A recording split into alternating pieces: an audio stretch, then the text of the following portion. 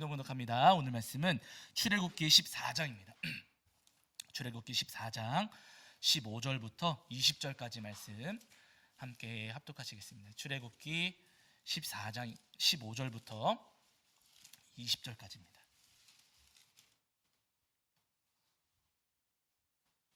출애굽기 14장 15절부터 20절. 14장 15절부터 20절까지입니다. 우리 찾으신 줄 알고 한 목소리로 합독하겠습니다. 함께합니다. 여호와께서 모세에게 이르시되 너는 어찌하여 내게 부르짖느냐? 이스라엘 자손에게 명령하여 앞으로 나아가게 하고 지팡이를 들고 손을 바다 위로 내밀어 그것이 갈라지게 하라. 이스라엘 자손이 바다 가운데서 마른 땅으로 행하리라. 내가 애굽 사람들의 마음을 완악하게 할 것인즉 그들이 그 뒤를 따라 들어갈 것이라. 내가 바로와 그의 모든 군대와 그의 병거와 마병으로 말미암아 영광을 얻으리니 내가 바로와 그의 병거와 마병으로 말미암아 영광을 얻을 때에야 애굽 사람들이 나를 여호와인 줄 알리라 하시더니 이스라엘 진 앞에 가던 하나님의 사자가 그들의 뒤로 옮겨가매 구름 기둥도 앞에서 그 뒤로 옮겨 애굽 진과 이스라엘 진 사이에 이르러 서니 저쪽에는 구름과 흑암이 있고 이쪽에는 밤이 밝음으로 밤새도록 저쪽이 이쪽에 가까이 못하였더라. 아멘. 우리 자리에 앉으시겠습니다. 여러분 한 주간 평안하셨지요? 네, 오늘도 우리 하나님 앞에 나와 예배하는 저와 여러분이 우리 주님께서 주시는 은혜와 사랑이 가득하기를 간절히 소원합니다. 자, 지난주엔 저희가 부활절 절기를 보내면서 고린도전서 15장 말씀을 통해서 우리에게 주시는 은혜를 함께 나누었습니다. 잘 아시는 것처럼 고린도 교회는 여러분 정말 문제가 많은 교회였고요. 바울 사도가 고린도전서 편지를 보내실 때만 하더라도 정말 엉망진창이 되어 있던 그런 상황이었거든요. 그런데 그렇게 엉망이 되어 있던 또 다 망가진 것 같았던 그 교회에 편지하시면서 편지를 보내시고 말씀을 전하시면서 바울 사도가 어떤 말씀을 전하시냐면요, 복음을 굳게 지켜라. 내가 여러분들에게 전했던 그 복음을 굳게 지키십시오 라고 말씀을 전합니다. 그러면서 바울 사도가 전했던 복음을 쭉 말씀을 하시는데 그 가운데 강조되는 부분이 어디냐면요, 부활하신 예수님이시라는 거예요. 우리 예수님 여러분 부활하신 예수님이십니다. 믿으시죠? 물론 잘 안 믿겨지는 분들 계시겠지만 여러분 예수님 분명히 부활하셨어요. 예수님께서 사망 권세를 깨뜨리시고 부활하셨음을 여러분들이 믿는다면, 정말 진심으로 여러분들이 부활하신 예수님을 믿는다면, 그러면 부활하신 예수님께서 우리를 묶고 있는 사망의 권세도 끊어주신다는 거예요. 나는 힘이 없어요. 나에게는 힘이 없고 나는 어떻게 할 수 없는 존재입니다. 그러나 사망 권세 이기시고 부활하신 예수님을 믿는다면 부활하신 예수님께서 우리를 묶고 있는 그 사망의 권세를 다 깨뜨려 주시고 우리를 더 복된 모습으로, 더 영광스러운 모습으로 부활하게 하신다, 우리에게 분명히 말씀하십니다. 여러분 우리도 마찬가지예요. 우리 삶도 어려운 것 많고 힘든 것 많고 망가지고 고장난 부분 굉장히 많이 있잖아요. 그러나 여러분 괜찮습니다. 누구만 믿으면은요, 예수님만 믿으면, 우리 예수님께서 사망 권세 깨뜨리시고 부활하셨음을 우리가 믿는다면 주님께서는 우리에게도 그 부활의 은혜를 주시겠노라 분명히 약속하십니다. 그 은혜, 부활의 은혜를 소망하시면서 이 땅을 살아가시는 동안 끝까지 부활하신 예수님을 믿고 따르시는 저와 여러분이 되기를 주의 이름으로 간절히 축원합니다. 자, 이제 오늘은 저희가 출애굽기 말씀을 나누려고 하는데요, 저희가 작년에 출애굽기 말씀을 나눈 적이 있었어요. 그때는 1장부터 13장 말씀까지 나누었고 오늘은 그 뒤에 출애굽기 14장 말씀을 이어서 오늘 살펴보려고 하는데, 여러분 잘 읽어보셔서 아시겠지만은 출애굽기 14장 말씀은 우리가 너무나도 잘 아는 말씀입니다. 성경에서 굉장히 유명한 사건이고요, 교회를 다니지 않는 분들도 14장에 기록되어 있는 이 사건만큼은 들어서 알고 있기는 해요. 여기 14장 말씀에 여러분 우리가 잘 아는 홍해, 하나님께서 홍해를 가르시는 그 엄청난 이적과 표적과 그 역사가 이 14장 말씀 가운데 기록되어 있습니다. 간략하게 제가 말씀드리면 여러분, 하나님께서 이스라엘 백성들을 애굽에서 건져내셨어요. 애굽 땅에다가 10가지 재앙을 일으키셔가지고 바로가 더 이상 견디지 못하고 이스라엘 백성들을 이제 나가라, 너네들 얼른 나가라 해가지고 이스라엘 백성들이 애굽에서 나오게 되었습니다. 400년 혹은 430년 만에 이스라엘 백성들이 애굽 땅에서 탈출할 수가 있었던 거예요. 그때 당시에 애굽에서 가나안까지 가는, 하나님께서 말씀하신 그 약속의 땅, 젖과 꿀이 흐르는 그 가나안 땅에 가기까지는 크게 세 가지 길이 있었습니다. 해변가를 따라서 가는 해안길이 있었고, 왕들이 지나다녔던 왕의 대로가 있었고, 오래전 족장들이 다녔던 족장길이 있었어요. 세 가지 길이 있었는데 그 가운데 하나님께서는 해변길로 보내진 않으셨어요. 그 해변길이 가장 쉽고 편한 길이기는 했지만 그쪽 길로 가게 하진 않으셨어요. 왜냐면 그 길로 가다가는 블레셋 민족을 만나게 되거든요.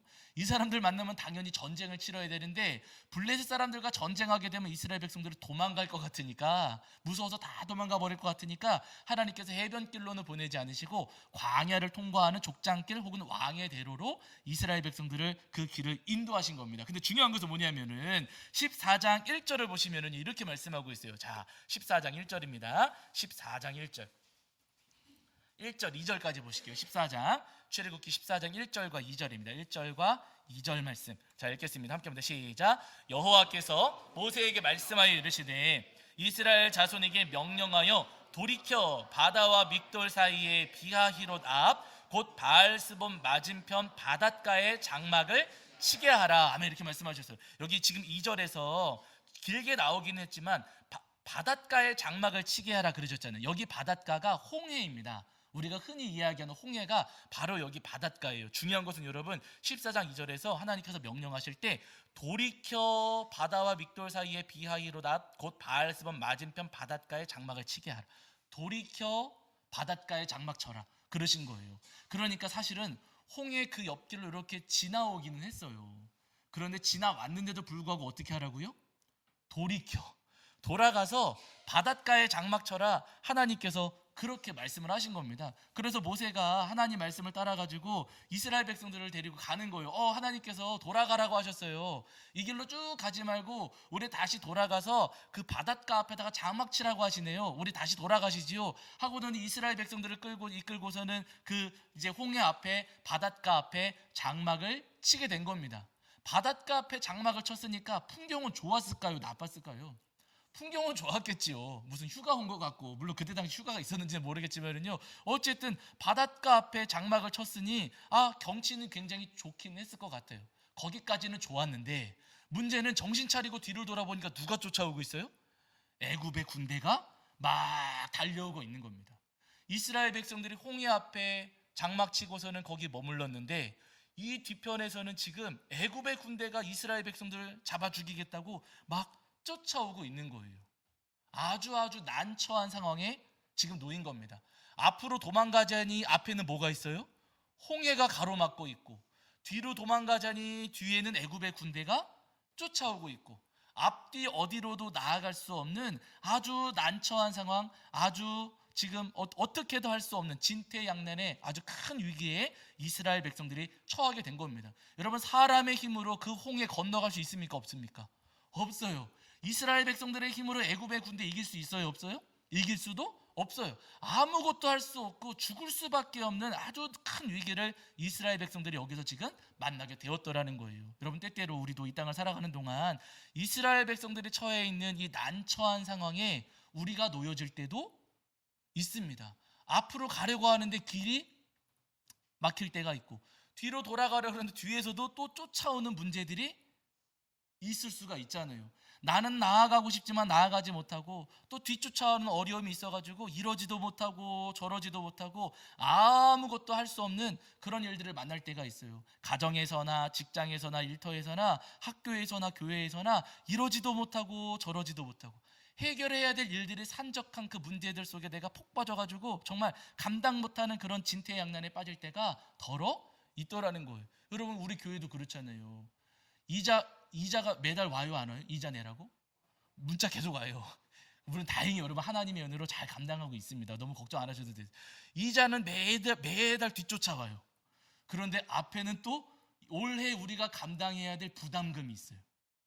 400만 원이 좀 넘어요. 이것도 우리가 감당해야 되는 거거든요. 이것도 감당해야 되고 저것도 감당해야 되고 앞뒤로 해야 될 일들이 너무나도 많아요. 이거 어떻게 해야 될까? 이런 상황 속에서 근심이 되고 두렵기도 하고 앞으로 갈 수도 없고 뒤로 도망갈 수도 없고 굉장히 난처한 상황에 우리가 처할 때가 너무나도 많이 있더라는 겁니다. 여러분, 이렇게 진퇴양난에 빠져가지고 어떻게 할 수 없을 때, 그런 어려운 가운데 놓였을 때 우리가 하기 쉬운 게 뭐예요? 이러지도 못하고 저러지도 못하면 우리 뭐해요? 우리 입술로? 우리 성도님들은 믿음 좋으셔서 기도하시는데 맞아요. 저 같은 사람은 이러지도 못하고 저러지도 못하면 저 같은 사람은 어떻게 해요? 울기 전에 원망하고 불평하잖아요. 하나님 왜 여기까지 오게 하셔가지고 이렇게 힘들게 만드십니까? 하나님 우리가 언제 이렇게 해달라고 한 적 있었습니까? 하나님 왜 여기까지 인도하셔가지고 이러지도 못하고 저러지도 못하게 우리를 만드십니까? 우리도 나도 모르게 원망할 때가 있어요. 이스라엘 백성들이 여러분 그랬습니다. 지금 애굽을 나온 것까진 좋았고 홍해 앞에 장막 친 것까진 좋아서 그런데 애굽의 군대가 막 쫓아오면서 도망갈 수 없는 그런 상황에 빠지니까 이스라엘 백성들이 모세한테 와가지고 우리를 왜 여기까지 끌고 와서 죽게 만드느냐, 애굽에는 매장지가 없어서 여기까지 광야까지 끌고 와서 우리를 죽게 만드는 거냐, 당신 뭐 하는 거냐 하면서 원망하고 불평하기 시작을 했어요. 어려움에 처하면 여러분, 우리가 진퇴양난의 이 어려움에 처하면은요, 나도 모르게 원망하고 불평하기가 쉽습니다. 그런데 여러분, 이 어려운 상황 속에서 이스라엘 백성들은 원망하고 불평했을지 모르겠지만은요, 모세는 달랐어요. 모세는 원망하거나 불평하지 않았습니다. 그 어렵고 난처한 상황 속에서 모세가 무엇을 했는가? 결론부터 말씀드리면 여러분, 모세는요 하나님 앞에 기도했습니다. 어디 나오냐면 여러분 14장 15절을 한번 보세요. 14장 15절입니다.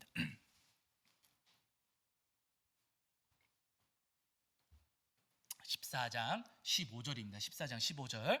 자, 읽겠습니다. 함께 합니다. 시작. 여호와께서 모세에게 이르시되 너는 어찌하여 내게 부르짖느냐? 이스라엘 자손에게 명령하여 앞으로 나아가게 하고. 하나님께서 모세에게 하신 말씀이세요. 근데 하나님께서 모세에게 말씀하실 때 너는 어찌하여 내게 부르짖느냐라고 하셨어요. 모세가 하나님 앞에 부르짖었습니다. 두 글자로 줄이면 뭐 한 거예요? 기도했어요. 여러분, 모세 할아버지는 건널 수 없는 홍해를 만났을 때, 이길 수 없는 애굽의 군대를 만났을 때 하나님 왜 여기로 돌아오게 하셨습니까? 왜 애굽의 군대를 안 막아주십니까? 원망하고 불평하는 게 아니라 하나님 앞에 부르짖어 기도했습니다. 건널 수 없는 홍해를 만났을 때, 이길 수 없는 군대를 만났을 때 하나님 앞에 기도했다는 거예요. 그러자 여러분, 하나님께서 모세에게 말씀을 하십니다. 자, 16절도 보실게요. 16절. 자, 16절입니다. 자, 16절입니다. 16절 읽겠습니다. 함께 합니다. 시작. 지팡이를 손에 들고 내밀어 그것이 갈라지게 하라. 이스라엘 자손이 바다 가운데서 마른 땅으로 행하리라. 아멘. 하나님께서 말씀하셨어요. 모세 할아버지가 하나님 앞에 기도했을 때 하나님께서 모세 할아버지에게 말씀해 주십니다. 그래서 뭐라고 말씀하시냐면요, 지팡이는 들고 손은 어떻게 해요? 손은 바다 위로 내밀어라 라고 말씀하셨어요. 지팡이를 들고 손을 바다 위로 내밀어라. 그러니까 여러분, 손은 든 거예요, 내민 거예요? 손은 내밀어라 라고 하나님께서 말씀하셨습니다. 하나님께서 모세 할아버지 너는 지팡이 하나 들고 그리고 손을 내밀어라. 모세 할아버지가 하나님 앞에 하나님께서 말씀하신 그대로 지팡이를 들고 손을 바다 위로 내밀었어요. 그랬더니 여러분, 어떤 일들이 벌어지는가 잘 아시는 말씀이지만 읽어볼게요. 자, 21절도 보시겠습니다. 21절입니다. 21절. 자, 21절 읽겠습니다. 함께합니다. 시작. 모세가 바다 위로 손을 내밀매 여호와께서 큰 동풍이 밤새도록 바닷물을 물러가게 하시니 물이 갈라져 바다가 마른 땅이 된지라. 아멘. 모세가 손을 내밀었더니 여러분, 누가 일하셨습니까? 하나님께서 일하셨어요. 여러분, 하나님께서 큰 동풍을 밤새도록 불어주셔서 바닷물을 물러가게 하실 뿐만 아니라 그 물이 갈라져서 바다가 마른 땅이 되게 만드셨다. 성경에서 말씀하고 계세요. 모세 할아버지는 손을 내밀었어요. 누가 일하셨다고요? 하나님께서 일하셨습니다. 하나님께서 잠깐만 일하신 것도 아니고 여러분, 하나님께서 밤새도록 바람을 불어주셔가지고 바닷물은 다 물러가게 하시고 마른 땅을 만드셔서 이스라엘 백성들을 건너가게 해주셨다는 거예요. 모세가 한 것은 여러분, 그저 하나님 앞에 손 내민 것밖에 없습니다. 그 길로 이스라엘 백성들이 다 건너가는데 문제는 그 길을 따라서 애굽의 군대들이 또 쫓아오는 거예요. 그러니까 하나님께서 또 말씀하십니다. 손을 또 내밀면 바닷물이 탁 닫혀져가지고 애굽의 군대가 다 물에 빠질 것이다 하나님 하셨거든요. 또 손을 내밀자 그 물이 정말로 하나님 말씀하신 대로 물이 다시 제자리로 돌아가면서 그 길을 따라서 이스라엘 백성들을 추격해오던 애굽의 군들이 전부 다 물에 잠기게 되는 역사가 일어났어요. 여러분, 모세는 그저 하나님 앞에 어떻게 했다고요? 손을 내밀었어요. 그랬더니 여러분, 누가 건너게 하셨습니까? 하나님께서 그 홍해를 건너게 하시고, 모세는 그저 손을 내밀었을 뿐인데 하나님께서 애굽의 군대를 이기게 하셨다는 거예요. 저는 이 말씀 읽어내려가면서 와, 손 내미셨을 때 하나님께서 건너게 하시고 이기게 하시는 이 장면을 보면서 저는 문득 어떤 장면이 떠올랐냐면요, 여러분, 부모님들이 어린 자녀들 데리고서 길을 걸어가실 때 혼자 걷게 할 때도 있지만, 예를 들어서 여러분, 저 앞에 웅덩이가 있어요. 웅덩이가 있으면 어떻게 하세요? 한번 뛰어봐 그러십니까? 손잡고 가십니까? 세게 키우셨네요, 여러분. 여러분, 웅덩이가 있으면 건너뛰어 그러십니까? 그래도 손 잡아주십니까?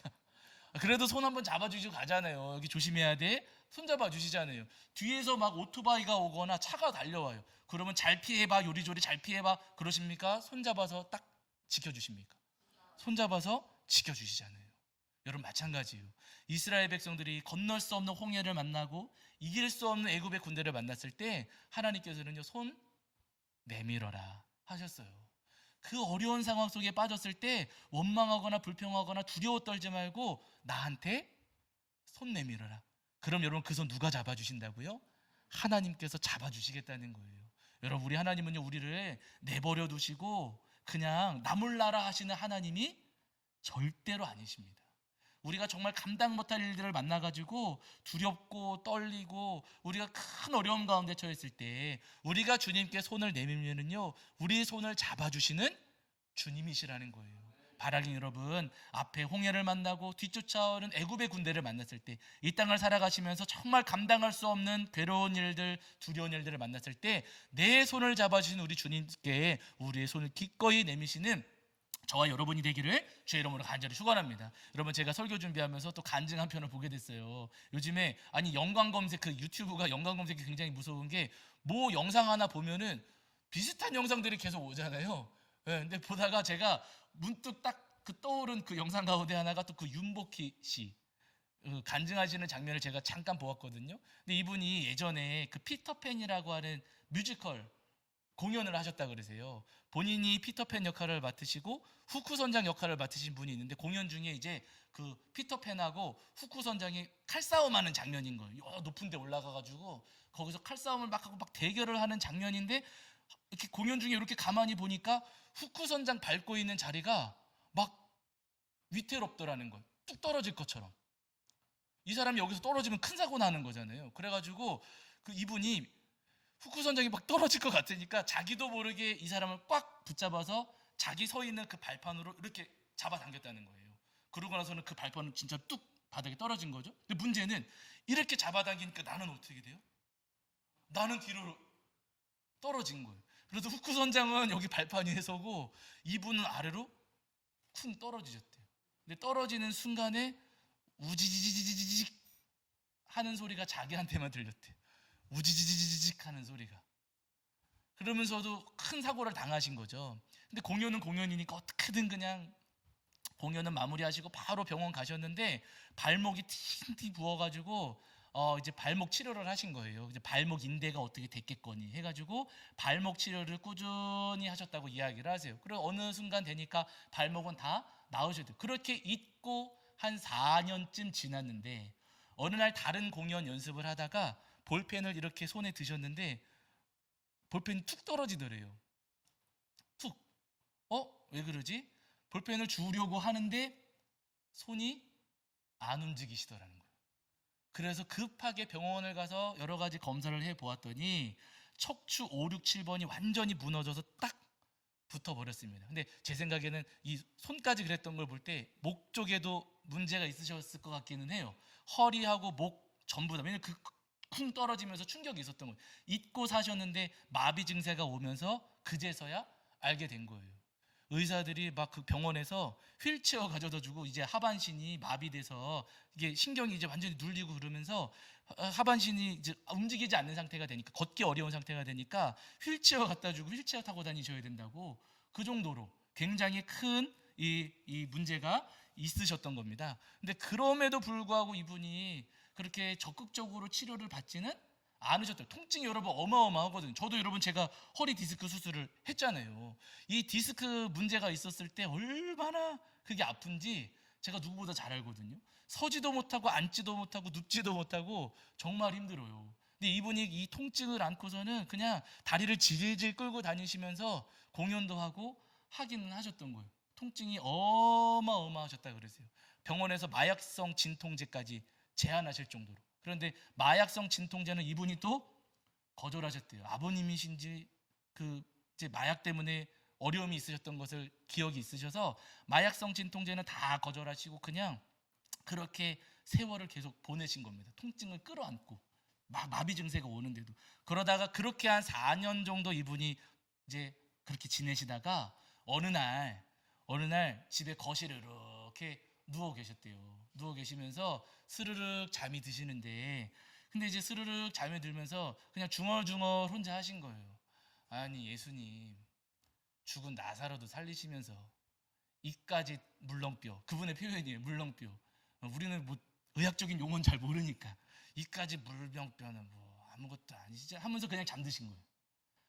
그냥 잠드시면서 중얼중얼 뭐 하신 거예요? 기도죠. 여러분 이것도 기도예요. 잠드시면서 아유 예수님 죽은 사람도 살리시면서 이까지 물렁뼈는 뭐 하시면서 잠드셨대요. 그러고 나서는 그 다음날 깨어나셔서 목이 마르셔가지고 주전자를 들어서 물을 이렇게 따르시는데 이게 되는 거예요. 그 전까지는 들 수도 없고 따르는 거는 생각도 못하는 일이었는데 주전자를 이렇게 오른손으로 번쩍 들어서 물을 따르더라는 겁니다. 그러면서 막 뭐가 치릿치릿하고 온몸에 뭐가 막 흐르는 것처럼 막 몸 안쪽에서 뭐가 막 간질간질하고 따끔따끔하고 하면서 온몸이 막 무슨 이상한 느낌이 드시더라는 거예요. 그러고 나서 그렇게 한두 시간 있다가 병원을 가셔서 검사를 다시 한번 해보셨는데 의사가 깜짝 놀라면서 하는 이야기가 회복이 됐습니다. 네, 어떻게 하셨는지 모르겠지만 이거 회복이 됐어요 라고 말씀하시더라는 거예요. 그래서 여러분 이분이 그 디스크를 회복하고 고침받았던 주님께서 고쳐주셨던 그 은혜를 간증하는 제 그 영상을 보게 되었거든요. 여러분 우리 주님은 그런 분이세요. 우리가 힘들어요, 내가 아파요, 그러면 누구한테 손 내밀라고요? 예수님께, 하나님께 손 내미는 거. 왜 나만 아프게 하세요? 여러분 그게 아니고요. 예수님 저 아파요 하시면은 이 손을 잡아주십니다. 우리가 이 땅을 살아가는 동안 정말 힘든 일들 만날 때가 있어요. 누구한테도 말하지 못하고 정말 힘든 일들 만날 때가 있어요. 그때 누구한테 손 내밀라고요? 예수님께 손 내밀면 주님 우리 손을 딱 붙잡아 주십니다. 너 혼자 알아서 해봐 하시는 주님이 아니시고요. 우리 손을 붙잡으셔서 그 힘든 일을 이겨낼 수 있게 도와주시는 주님이세요. 괴로울 때 있잖아요. 마음 괴로울 때 이러지도 못하고 저러지도 마음이 정말 속상하고 괴로울 때 있습니다. 그때 누구한테 손 내밀어요? 우리 주님께 손 내밀면 주님께서 우리 손을 잡아주셔서 우리를 위로해 주시고 우리 삶을 치유하시고 고쳐주시는 주님이십니다. 바라게 되면 여러분 어떠한 어려움에 있다 할지라도 우리 삶에 어떠한 고통이 있다 할지라도 주님 저의 손을 잡아주시옵소서. 제 손을 붙잡으셔서 홍해를 가르신 그 손으로 저를 붙잡으셔서 제 삶에 있는 문제들을 다 해결해 주시고 애굽의 군대를 치신 그 손으로 제 손을 잡아주셔서 하나님 저를 도우시고 승리하여 주시옵소서. 베드로의 장모를 붙잡으셨던 그 손을 딱 그 손으로 저를 붙잡아 주셔서 제 몸에 있는 병도 치유하시고 고쳐주시옵소서. 기도하시는 저와 여러분이 되기를 주의 이름으로 간절히 축원합니다. 자 우리 찬송합니다. 찬송가 543장입니다. 543장 찬송하시고 찬송하시겠습니다. 네. 찬송하시면서 준비하시는 분을 봉헌하겠습니다. 543장